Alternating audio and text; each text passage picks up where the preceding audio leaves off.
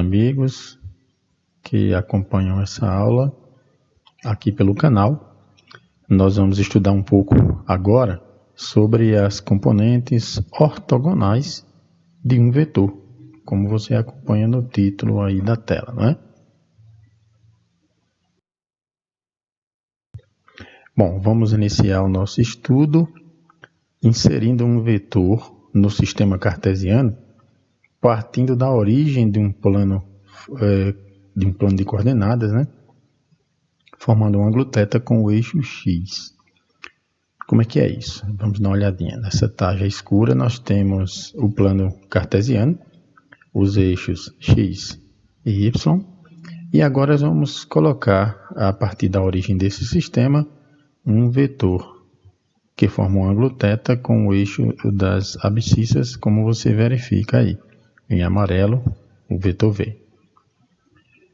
Podemos projetar o vetor v nos eixos x e y, obtendo suas componentes perpendiculares.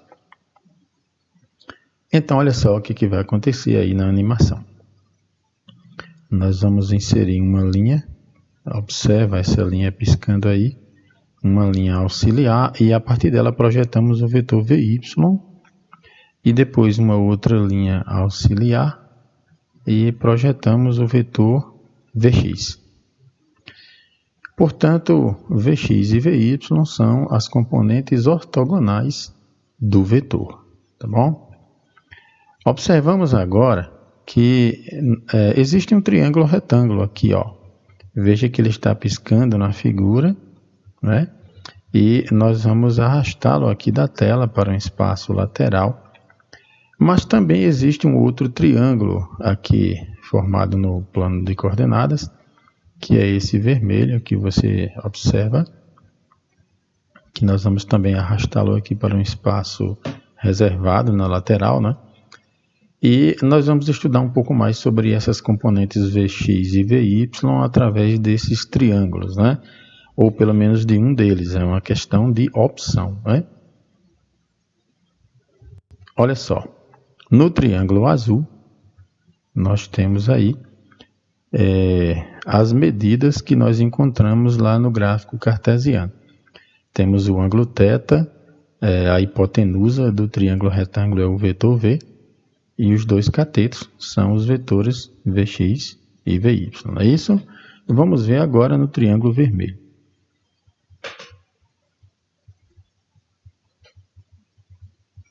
Bom, por que está piscando aí o ângulo beta? É porque, utilizando o triângulo vermelho, nós não vamos usar o mesmo ângulo do triângulo azul, que é o ângulo beta, né?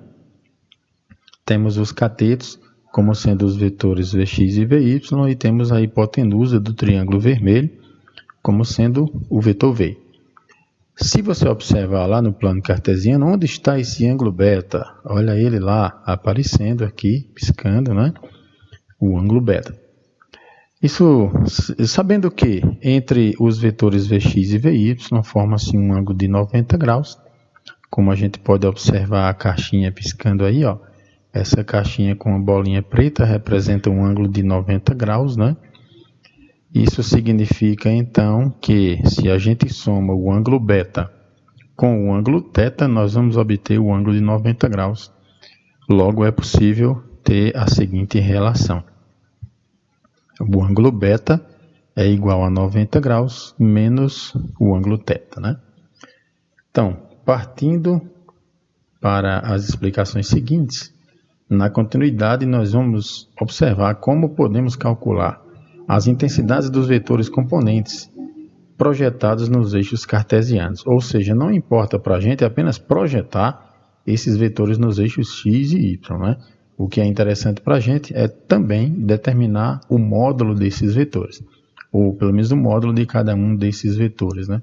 Ou as intensidades deles. Vamos ver como é que nós podemos fazer isso. Aplicando o seno ou o cosseno do ângulo, em qualquer um dos dois casos, nós vamos ter o seguinte. Aqui no triângulo azul, nós temos as informações obtidas anteriormente, como também aqui no triângulo vermelho. temos as informações obtidas que foram ditas, né? Aplicando o seno, sabendo que o seno é o cateto oposto sobre a hipotenusa, nós obtemos essa relação. Seno de θ é igual a VY, que é o cateto oposto, né, ao ângulo θ, sobre V, que é a hipotenusa. Ou a outra opção seria aplicar o cosseno, sabendo que o cosseno é cateto adjacente sobre hipotenusa. Então, a relação obtida para o ângulo beta é cosseno de beta igual a VY sobre V. Nós podemos observar que o seno de um ângulo é o cosseno do outro quando a soma entre eles é 90 graus, né? Veja aqui nos dois resultados, o quociente é VY sobre V de qualquer forma, né? Seguindo adiante, vamos resolver um probleminha para a gente entender como essas informações podem ser aplicadas nas questões. Então, só relembrando o que nós vimos antes, nós pegamos um vetor, projetamos suas componentes x e y e em seguida utilizamos o seno ou o cosseno para determinar o módulo de cada uma dessas componentes perpendiculares ou ortogonais do vetor, tá bom? Vamos fazer isso agora nesse probleminha. Olha só, o gráfico mostra um vetor velocidade de módulo 50 metros por segundo, né? O ângulo formado entre esse vetor e o segmento pontilhado, segmento de reta pontilhado na vertical, como você vê na figura, é de 60 graus. Sabemos que o seno de 30 graus é 0,5, o cosseno de 30 graus é 0,87 aproximadamente, como também o seno de 60 graus aproximadamente 0,87 e o cosseno de 60 graus 0,5. Então, tendo conhecimento dessas informações, determine a intensidade de cada vetor componente perpendicular dessa velocidade. Bom, como fazer isso? Olha só, observemos que nessa resolução existe um triângulo retângulo aí, ó, como está piscando na figura, né? E nós vamos removê-lo aqui para o lado, para a gente fazer uma análise. E as informações que nós temos nesse triângulo é que o ângulo é de 60 graus. Portanto, o outro ângulo tem que ser de 30, né? Porque o triângulo, por ser retângulo, tem um ângulo de 90 graus e a soma dos ângulos internos, como nós sabemos, tem que dar 180 graus, não é isso? A hipotenusa, no caso, é o valor 50. Outra maneira de observar isso é pegando o vetor V, que vale 50, como a gente observa na figura aí à direita, né, piscando aqui em laranja, e projetar suas componentes ortogonais. Então, nós temos aqui o vetor Vx, não é isso? E traçamos a linha auxiliar e encontramos o vetor Vy, né? E se você fizer uma comparação entre essa figura da direita, das projeções dos vetores, com a figura triangular azul, você vai perceber o seguinte: a hipotenusa é o valor 50, que é o vetor V, e os Vy e Vx são os catetos desse triângulo azul. Agora que a gente fez a projeção esquemática, né, desses vetores Vx e Vy, vamos à resolução para encontrar o módulo de cada um desses vetores Vx e Vy. Então, começando pelo seno, veja que o seno é cateto oposto sobre hipotenusa. No caso da figura aí do triângulo azul, o cateto oposto é Vy, portanto eu estou trabalhando com o ângulo de 30 graus. Quer dizer que o seno de 30 graus é Vy sobre 50, que é a hipotenusa. Se eu estiver falando muito rápido, você vai revendo o vídeo e vai dando pausas e vai verificando pacificamente, né? Pacientemente, na verdade, cada informação. Uma vez que você compreenda cada informação, então você dá play e segue o vídeo normalmente. No caso aqui, eu vou trocar o seno de 30 graus por 0,5. Uma outra coisa, você pode fazer anotações, né, em seu caderno, é o ideal, para que você vá guardando as informações e também vá treinando um pouco, tá certo? Seno de 30 graus é 0,5, igual a VY sobre 50. E fazendo a regrinha de 3, produto dos meios igual a produto dos extremos, temos que VY igual a 0,5 vezes 50. Então, o vetor VY é igual a 25 metros por segundo. Já encontramos o módulo ou intensidade de um desses vetores ortogonais. Mas ainda falta calcular o vetor Vx, então vamos seguir adiante. Vou aproveitar essas três figuras aqui, que a gente já vinha utilizando na resolução, e a partir delas vamos agora calcular o vetor Vx. Agora eu vou escolher o cosseno, né? O cosseno do ângulo θ é igual a Vx sobre V, se Vx é o cateto adjacente ao ângulo de 30, e sabendo que o cosseno trabalha com o cateto adjacente, então cosseno de um ângulo é igual ao cateto adjacente sobre hipotenusa, logo eu estou usando o ângulo de 30 graus, né? Então cosseno de 30 graus é Vx sobre 50. Como você pode observar, eu vou trocar o cosseno de 30 pelo valor aproximado de 0,87. Então, 0,87 igual a Vx sobre 50, fazendo a regra de 3, Vx será 0,87 vezes 50, e finalmente Vx será 43,5 metros por segundo. Agora vamos resumir essas informações logo abaixo. Encontramos que Vy é 25 metros por segundo, Vx é 43,5 metros por segundo, e que esses são os vetores ortogonais ou perpendiculares, que dão origem ao vetor V de módulo 50 metros por segundo.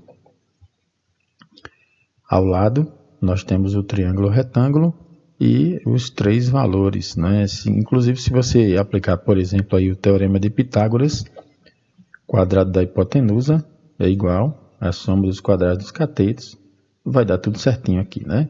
Vai funcionar tudo ok, né? Bom, vamos a um segundo exemplo de problema. A soma de dois vetores perpendiculares entre si vale 13. Conhecendo que o seno do ângulo formado entre o vetor e a direção horizontal é de aproximadamente 0,38. E o cosseno desse mesmo ângulo é de aproximadamente 0,92. Quais os módulos dessas componentes vetoriais ortogonais? Como é que é isso? Vamos ver aqui abaixo a resolução. Eu vou pegar aqui essa tela e vamos incluir o vetor Vx e o vetor Vy. Esses são os vetores perpendiculares entre si. Voltando lá no enunciado, quando diz assim, a soma de dois vetores perpendiculares entre si vale 13, então, observando na figura, eu vou fazer essa soma. Olha só, traça lembrando que aqui é 90 graus, né? Como você viu aí, ó, piscando, um ângulozinho de 90 graus entre os dois vetores Vx e Vy.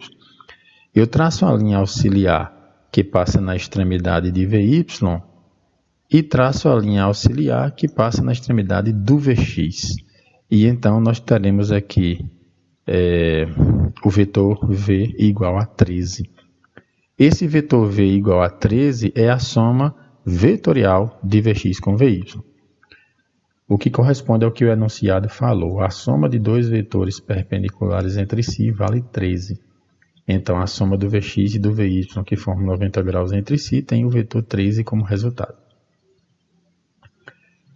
Agora, quando nós falamos do ângulo formado entre o vetor e a horizontal, né, estamos falando desse ângulo θ.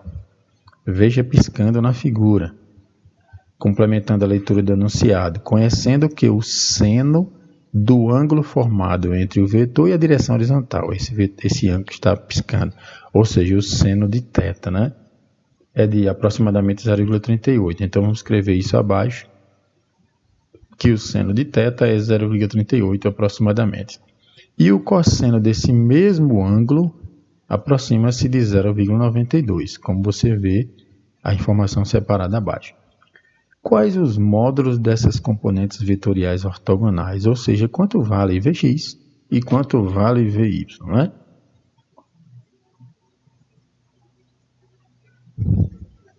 Bom, observaram tudo direitinho? Vamos voltar aqui. Usando o seno, nós temos seno de θ é igual a VY sobre V. Dessa vez eu não fiz a separação daquele triângulozinho, mas a essa altura você já deve ter compreendido, né? Eu estou trabalhando com um triângulo de baixo, formado entre V, VY e VX e o ângulo θ, né? Como o seno de θ já é 0,38, eu estou apenas substituindo, e sabendo que V é igual a 13, substituir da mesma forma.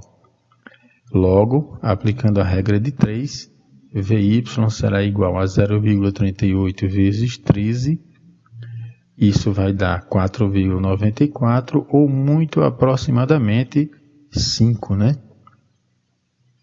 Então, sabemos que o vetor Vy vale aproximadamente 5. Agora vamos para o cosseno do mesmo ângulo, né? Cosseno de θ vai ser o cateto adjacente sobre a hipotenusa, Vx sobre 13. Logo, seguindo adiante, o cosseno de θ é 0,92 e o vetor V vale 13. Nesse caso, aplicando a regra de 3, Vx será 0,92 vezes 13, o que implica que o valor dessa multiplicação será 11,96 ou muito aproximadamente 12, né? Então, o Vx é aproximadamente 12. Então, esses são os resultados. Vy 5, Vx 12 e a hipotenusa, que é o vetor soma, o vetor resultante entre eles dois, igual a 13, né? Espero que você esteja compreendendo claramente todas as informações que estão sendo passadas, né? E repito que, caso você tenha enganchado em alguma interpretação aí devido à velocidade da apresentação aqui, então você volta ao vídeo, dá uma olhadinha, dá uma pausa, faz anotações, checa todas as informações com paciência e cautela. Uma vez tendo compreendido, você segue adiante, né? Uma boa coisa seria você resolver esse probleminha sem olhar a resposta também, né? Para ver o quanto você compreendeu. Vamos adiante. Bom, eu apenas destaquei aí as duas resoluções, colocando uma tarjazinha transparente, para você separar bem cada cálculo, né? Bom, além das projeções ortogonais dos vetores Vx e Vy, nós vamos analisar mais algumas informações sobre o vetor. Será o vetor posição e o vetor deslocamento. Então, olha só, um vetor pode ser utilizado para localizar a posição de determinado objeto a partir de um ponto de referência, né? Esse ponto de referência é exatamente onde está o observador, né? Ele é o referencial. Então, se você olha para distante e localiza na sua visão um objeto, você é o ponto de referência, e o objeto lá onde ele está, ele tem uma distância de você até ele, que seria a espécie de tamanho do vetor. Ele tem a direção, que é a linha que liga você até ele, e tem o sentido, que é para onde você aponta para determinar a localização desse objeto. Então, isso é um vetor. Eu falei agora das 3 características de um vetor. Intensidade, que é o comprimento, o tamanho, né? A direção, que é a linha de ação, e o sentido. Então, dessa forma, você localiza o objeto, sendo você o referencial. Geralmente, a gente toma como referencial a origem de um sistema de coordenadas cartesianas.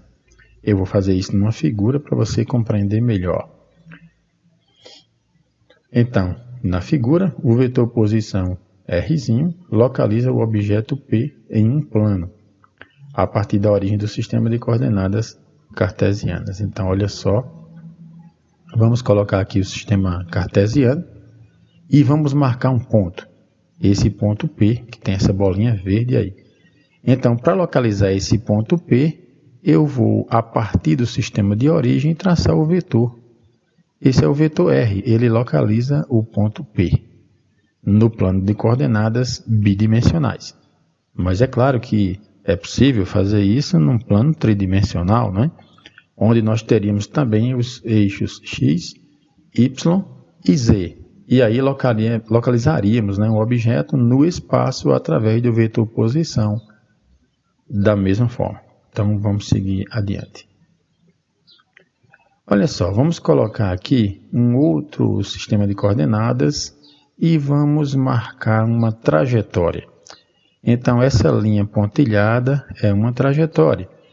Nós sabemos que trajetória é a soma das sucessivas posições ocupadas por um móvel no decurso do tempo, né?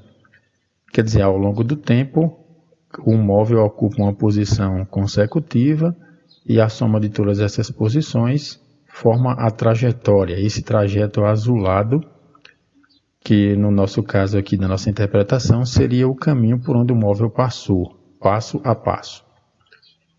Bom, mas eu vou marcar um ponto aqui, por exemplo, o ponto P1.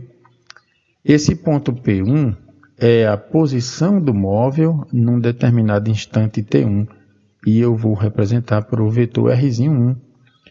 Então veja que esse é um vetor posição, mas ele localizou o objeto nesse momento, né? Após esse instante, o objeto começa a se mover, aliás, ele continua se movendo ao longo de sua trajetória e eu vou marcar um outro ponto de localização dele, por exemplo, o ponto P2. Claro que o ponto P2 é num instante posterior, num tempo posterior, né? E eu vou representar a localização do ponto P2 através do vetor R2.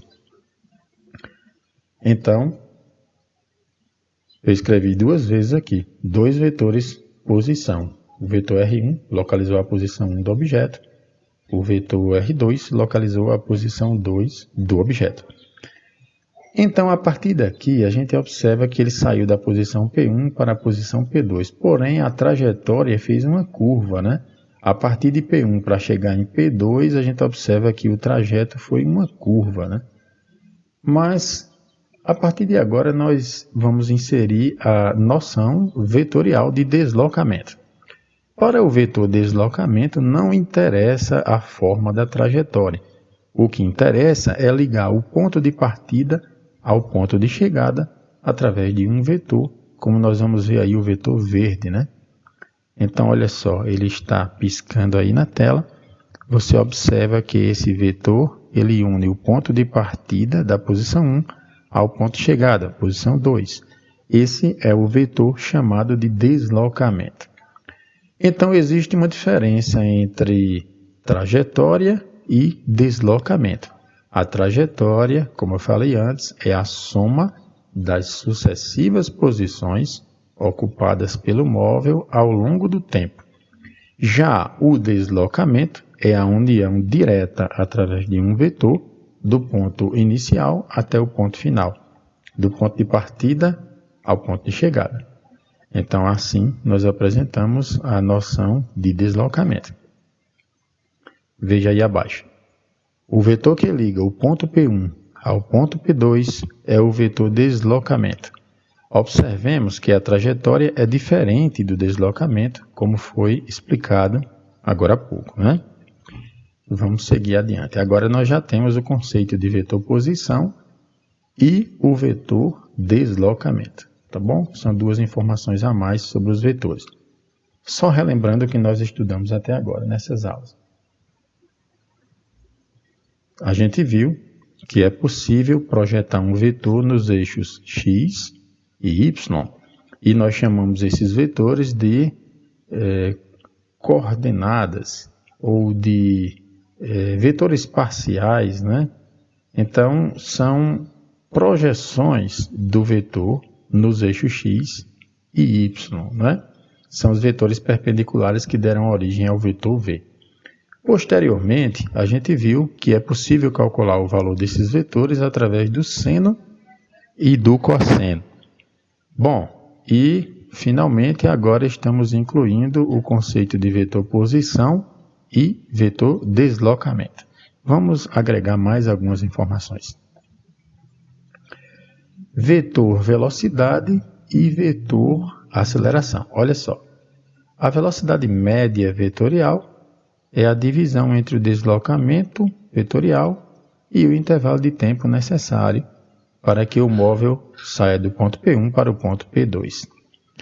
Eu vou colocar isso no gráfico e vai ficar mais simples de você entender, tá bom?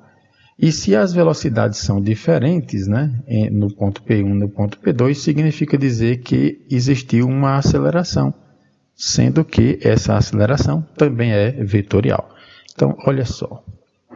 Vamos pegar essa tarja escura para a gente fazer análise dessa informação. Vamos colocar aqui um vetor, um sistema de coordenadas cartesianas, eixo x e y. Vamos marcar uma trajetória. Então, essa trajetória aí cheia de curvas, né?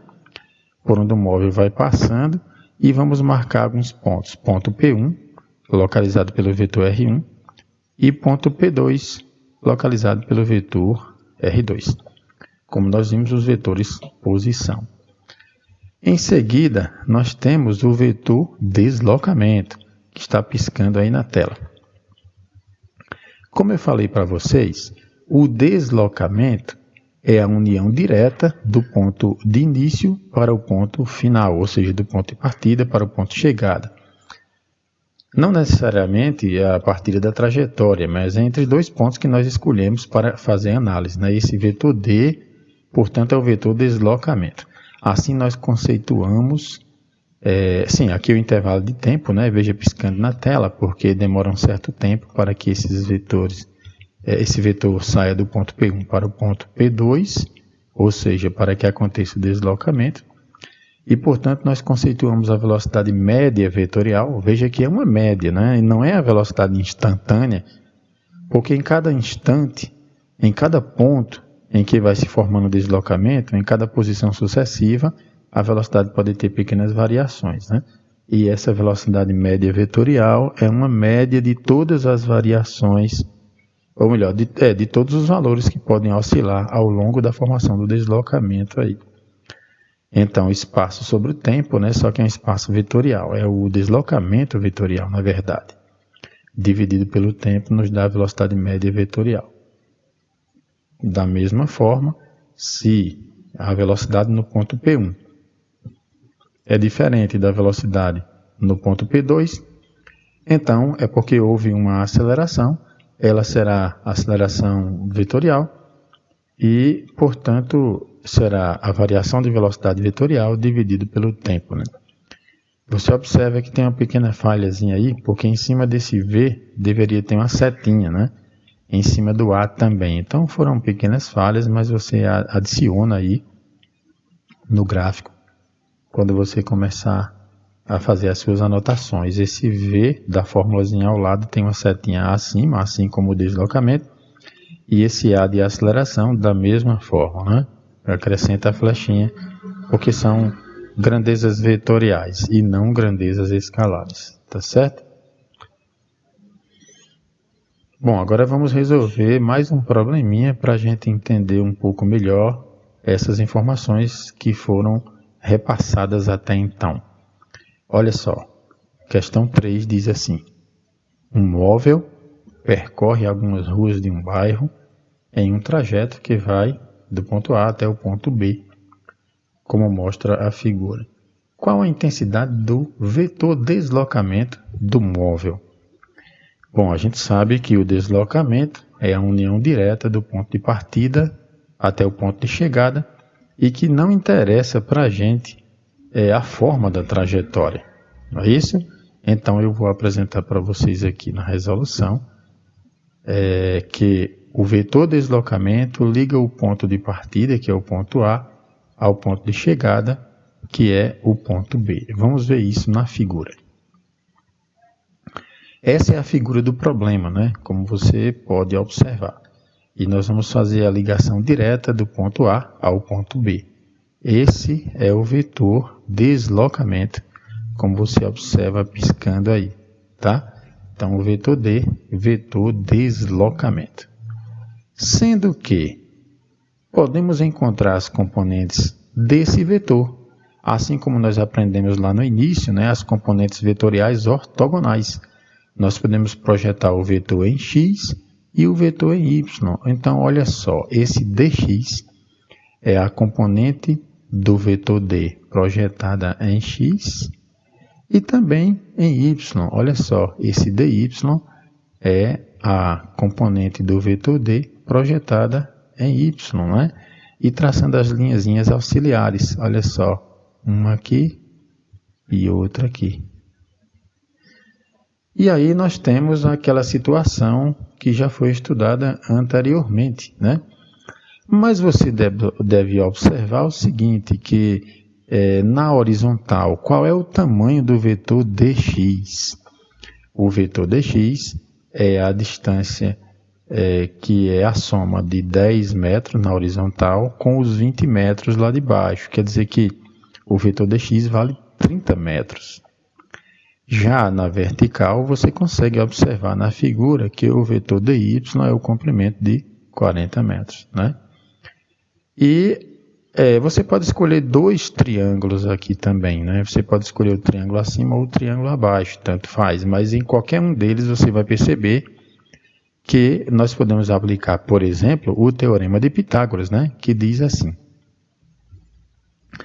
d ao quadrado, que é o quadrado da hipotenusa, é igual a dx ao quadrado mais dy ao quadrado. Ou seja, o quadrado da hipotenusa é a soma dos quadrados dos catetos.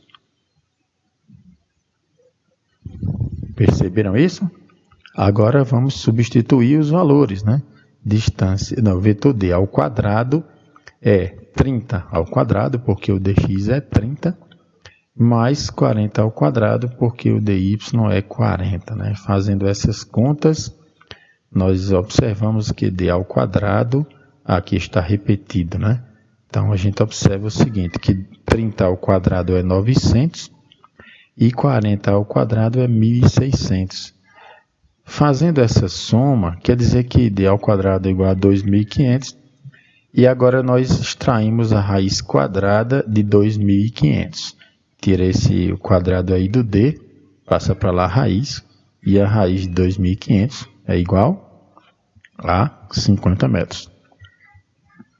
Quer dizer que, como você vê piscando aí na tela, o resultado significa dizer que essa distância d é de 50 metros e essa distância é o vetor deslocamento, tá bom? Bom, por enquanto, nós vamos parar a aula nesse ponto e a partir das aulas seguintes nós vamos fazer mais exercícios, inclusive sobre o vetor velocidade e vetor aceleração e entre outros mais. Espero vocês na próxima videoaula, espero que tenha sido proveitoso, que todas essas informações tenham sido valiosas para você. Valorize bastante os estudos, isso é uma coisa muito importante, né? Você pode enviar comentários aqui pelo canal, que está sendo colocado no ar agora, né? E teremos mais videoaulas e possivelmente todas as semanas videoaulas. Você que está estudando para o Enem, é um momento oportuno para você rever todas essas informações ou para você reaprender essas informações e treinar um pouco para que você fique desenvolvendo habilidades que levará você a alcançar competências, né? Para que você consiga fazer uma boa prova do Enem. Então, meus agradecimentos a todos que acompanharam essa aula. Muito sucesso para vocês e até a próxima aula, se Deus quiser.